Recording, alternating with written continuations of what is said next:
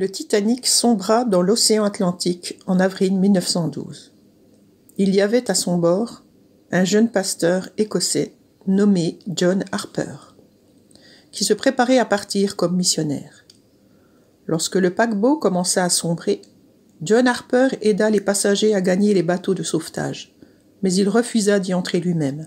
« Les femmes et les enfants, disait-il, ensuite les incroyants. » Au dernier moment, il donna même sa ceinture de sauvetage.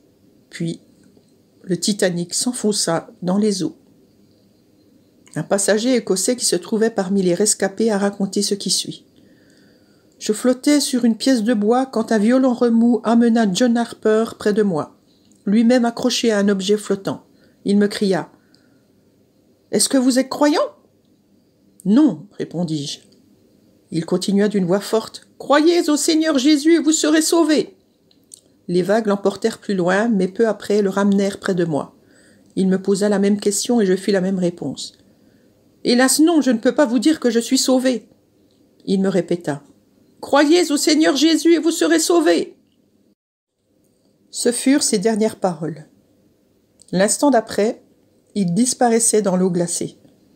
Alors, en plein océan, et au cours des heures si tragiques qui suivirent, je me tournai vers le Sauveur et remis ma vie entre ses mains. Je fus ainsi le dernier homme amené à Dieu par le moyen de John Harper.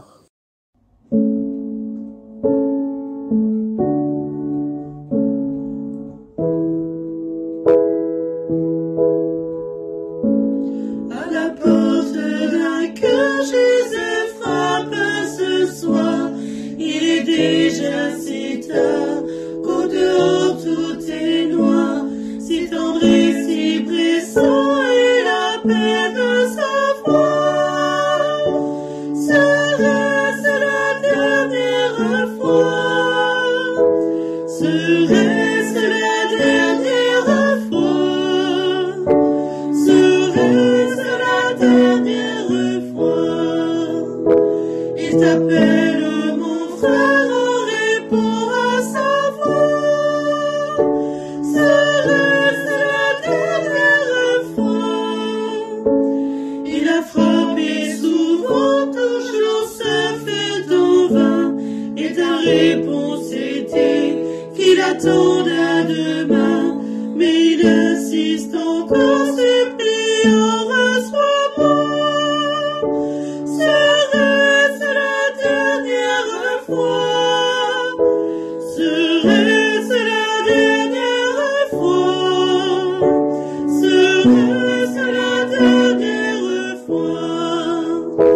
Il t'appelle mon frère, répond à sa voix. Serait-ce la dernière fois?